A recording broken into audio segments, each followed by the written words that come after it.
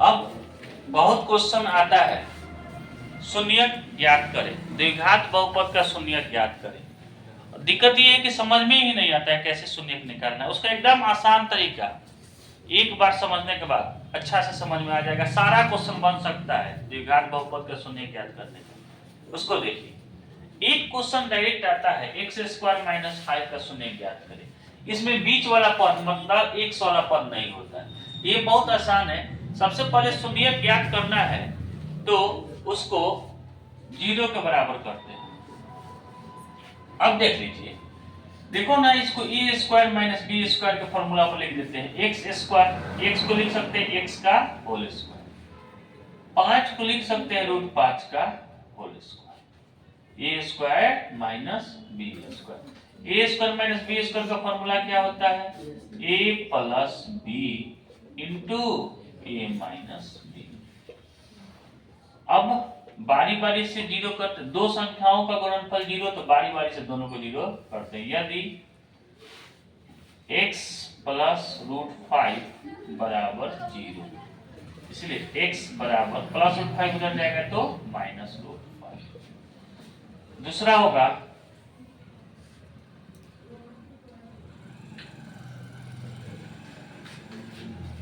यदि यह x minus root 5 बराबर 0, इसलिए x बराबर क्या हो जाएगा? Plus root 5। अतः शून्यक दो को हो गया, x बराबर माइनस रूट 5 एवं प्लस रूट। अब इस क्वेश्चन का शून्यक ज्ञात करना है जिसमें तीनों पद मौजूद हो, एक्स स्क्वायर, एक्स और अचर पद। इसका शून्यक ज्ञात करने का एकदम सिंपल तरीका है। देख लीजिए कैसे बनाते हैं। फर्स्ट और लास्ट के कोफिशिएंट को गुना करते हैं, फर्स्ट और लास्ट के गुणांक को गुना करते हैं विद साइन, साइन के साथ।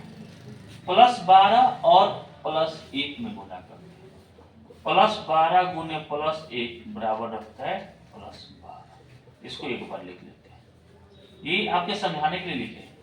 इसका ऑल पॉसिबल गुणनखंड, जितना पॉसिबल गुणनखंड है 12 का निकाल लेते हैं। 1 गुने 12, 2 गुने 6, 3 गुने 4। अब देखेंगे यहाँ प्लस साइन बता रहा है कि इन गुणनखंडों को जोड़ना है। अगर माइनस साइन रहता तो बताता गुणनखंडों को घटाना है। जोड़ घटा के बीच वाला पद लाना है। इसमें से किसको जोड़ेंगे? प्लस है तो जोड़ेंगे कि 7 आएगा। 1 और 12 को जोड़ेंगे तो 13, 2 और 6 को जोड़ेंगे तो 8, 3 और 4 को जोड़ेंगे तो 7। मतलब मेरा गुणनखंड हो गया 3 प्लस 4 बराबर प्लस। देखिए इसके बाद वाला क्वेश्चन में जोड़ दो तरह से होता है, या तो दोनों का साइन प्लस हो या तो दोनों का साइन। यदि दोनों का साइन प्लस होगा तो जोड़ेंगे तो प्लस 7 आएगा। अगर दोनों का साइन माइनस होगा तो जोड़ेंगे तो क्या आएगा? माइनस 7। चूंकि हमको प्लस 7 चाहिए इसलिए हमको ये ले, इसकी जरूरत नहीं। अब इसको बना लेंगे, x square plus 4x plus x square plus 3x plus 4x plus. अब दो दो पद में से कॉमन निकालें। इस दोनों में क्या कॉमन है? x। यहाँ कॉमन होगा दो, एक्स स्क्वायर में से x बाहर निकालेंगे क्या बचेगा? x। इस क्वेश्चन में x बाहर निकालने क्या बचेगा? 3। और यहाँ जो साइन है साइन के साथ कॉमन करेंगे। अगर प्लस है तो प्लस साइन के साथ कॉमन करेंगे, माइनस है तो माइनस साइन के साथ कॉमन करेंगे। प्लस 4 दोनों में है, इस दोनों में से प्लस 4 निकालिए। 4x में से 4 निकालेंगे तो क्या बचेगा? 4। 4x का पावर कितना पड़ेगा? 12 आएगा। 3 4 का पावर कितना पड़ेगा? 12 आएगा। 3 4 3 12। हमारा गुणनखंड सही है गलत ये यही बता देता है।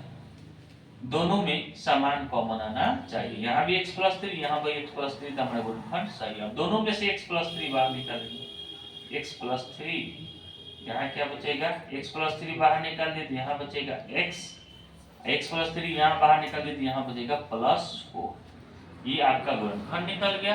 और बारी बारी से दोनों को जीरो करेंगे तो मेरा शून्यक निकल जाएगा। यदि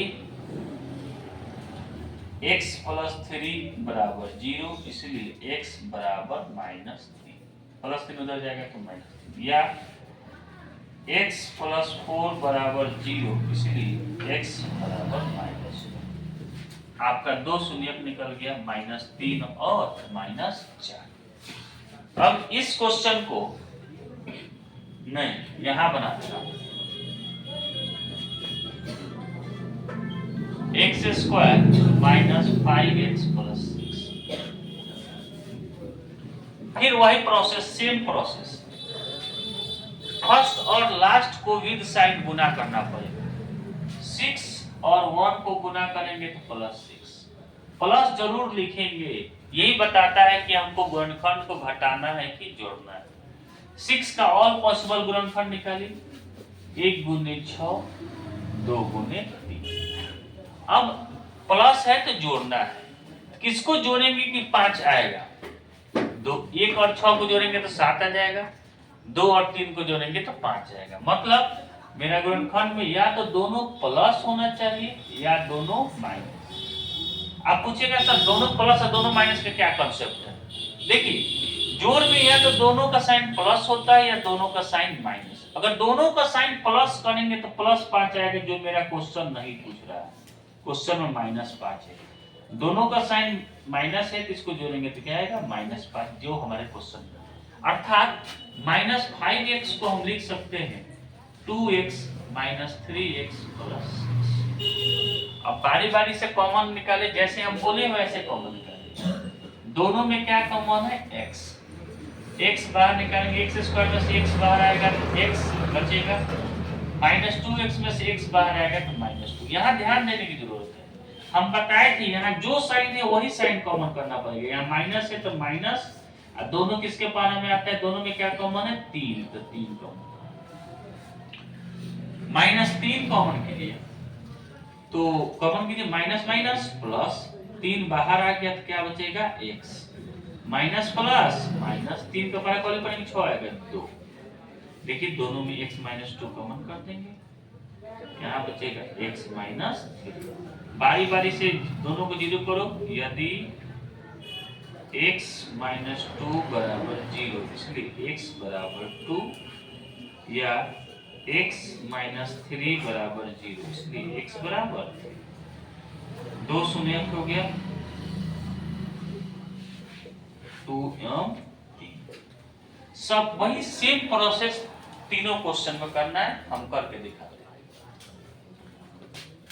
इस क्वेश्चन में फिर वही काम, फर्स्ट और लास्ट का गुना, -35 में 1 से गुना करिए क्या आएगा, -35।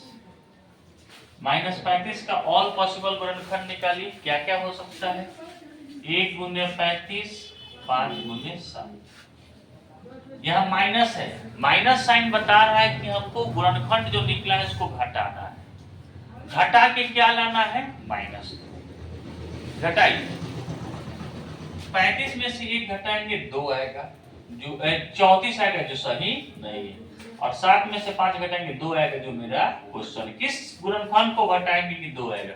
यहाँ में देखिए किसको जोड़ेंगे तो बीच वाला पद आएगा, बस इसी पर ध्यान देना है। यहाँ माइनस है तो किसको घटाएंगे कि बीच वाला पद आएगा। अब घटा के देखिए, घटाने में दोनों का साइन अलग अलग होता है, या तो 5 में से 7 घटाना पड़ेगा या 7 में से 5। 7 में से 5 घटाएंगे 2, बड़े वाला का साइन देते हैं, +2 नहीं है 3 नहीं चाहिए। 5 में से 7 घटाएंगे 2, बड़े वाले का साइन -2। मतलब इसका गुणनखंड मेरा क्या हो जाएगा, x² प्लस 5x - 7x -5। इसको सॉल्व कर लेते हैं, दोनों में क्या कॉमन है, x, यहाँ बचेगा x + 5। इस दोनों में हम बताएं बार बार कि यहाँ जो साइन है वही साइन कॉमन करना पड़ेगा, -7। -7 बाहर निकले, माइनस माइनस प्लस 7 बाहर निकल गया तो यहाँ क्या बचेगा, x माइनस माइनस प्लस 7 बचे। देखिए दोनों कॉमन समान है तो मेरा गुणनखंड सही है। x + 5 बाहर निकल दे तो यहाँ बचेगा x, जब कॉमन करते तो गुना बचता है, यहाँ बचेगा -7। बारी बारी से दोनों को जोड़ के यदि x + 5 बराबर 0, इसलिए x बराबर -5, या x - 7 बराबर 0, इसलिए x x बराबर 7, ये दोनों शून्य समझ आ रहा है? बोल सकते हैं, समझ आ रहा है जी? हाँ ठीक है। अब इसके बाद इसका गुणनखंड निकालना है, फिर वही प्रोसेस फर्स्ट और लास्ट का गुना। बस यहाँ एक ही चीज ध्यान देना है कि फर्स्ट और लास्ट का गुना विद साइन करेंगे। साइन ही बताएगा कि हमको जो गुणनखंड निकाल रहे हैं उसको जोड़ना है कि घटाना है। ये हर एग्जाम में गुणनखंड पूछता है, 2 नंबर का 1 नंबर का क्वेश्चन हर एग्जाम में पूछता है, 10th के एग्जाम। फर्स्ट और लास्ट का गुना कीजिए, -24 माइनस क्या बता रहा है कि गुणनखंड को घटाना है। चलिए निकालिए 24 का गुणनखंड 1 गुने 24, 2 गुने 12, 3 गुने 8, 4 गुने 6, बस इतना ही ऑल पॉसिबल गुणनखंड है। किसको घटाएंगे? किसको घटाएंगे तो 5 आएगा, बोलिए किसको घटाएंगे? 3 और 8। दिक्कत है 3 में से 8 घटाएंगे, घटाओ में दोनों का साइन अलग अलग होता है। 3 में से 8 घटाएंगे कि 8 में से 3, लेकिन 3 में से 8 घटाएंगे -5 आएगा, जो मेरा क्वेश्चन नहीं मांग रहा है इसलिए ये नहीं चाहिए। 8 में से 3 घटाएंगे मतलब +1, अर्थात हम इस 5x को लिख सकते हैं 8x - 3x - 24। कॉमन कीजिए, सिंपल, एक ही लाइन में यही बताता है क्वेश्चन कैसे बनेगा। x + 8, इसमें -3 कॉमन करो, यहाँ बचेगा x, माइनस बाहर करेंगे, माइनस +3 बाहर, यहाँ x बचेगा -, +3 और 24 इंटू x - 3। बारी बारी से जिनो करो। यदि x + 8 बराबर 0, इसलिए x बराबर -8, या x - 3 बराबर 0, इसलिए x बराबर 3। शून्य का आपका 2 हो जाएगा, -8 एवं 3। अब ये क्वेश्चन देख लीजिए, इसका शून्य, फिर वही प्रोसेस फर्स्ट और लास्ट का गुना। -16 में 3 से गुना करो, -48, -48 का ऑल पॉसिबल गुणनखंड 1 गुने 48, 2 गुने 16, 2 गुने 24, 3 गुने 16, 4 गुने 12, 6 गुने 8। किस यहाँ माइनस है मतलब घटा, इन दोनों में से घटा के लाना। किसको घटाएंगे तो +2 आएगा, किसको घटाएंगे? 6 और 8। दिक्कत है 6 में से 8 घटाएंगे या 8 में से 6। 6 में से 8 घटाएंगे -2, जो हमारा क्वेश्चन नहीं मांग रहा है। 8 में से 6 घटाएंगे +2, मतलब 2x² को हम लोग लिख सकते हैं 8x - 6x - 16। अब कॉमन कीजिए, इस दोनों में क्या कॉमन है? x, यहाँ बचेगा 3x + 8। फिर वही प्रोसेस, साइन तो बिल्कुल वही होना चाहिए। 6 और 16 किसके पहरा में आते हैं? 2 के पहरा में, तो 2 कॉमन करेंगे, -2 कॉमन कीजिए, माइनस प्लस 2 का पर कितना पड़ेंगे? 6 आएगा, 3x का x, माइनस +2 × 16। देखिए बराबर कॉमन आ गया, मतलब हमारा गुणनखंड सही है, हमारा फैक्टर सही है। अब बारी बारी से दोनों को 0 करेंगे। यदि 3x + 8 बराबर 0, 3x बराबर -8, इसलिए x बराबर -8/3, या x - 2 बराबर 0, इसलिए x बराबर -2। आपका 2 शून्य का आ गया, -8/3 एवं -2। यही इसी तरह का गुणनखंड बनता है।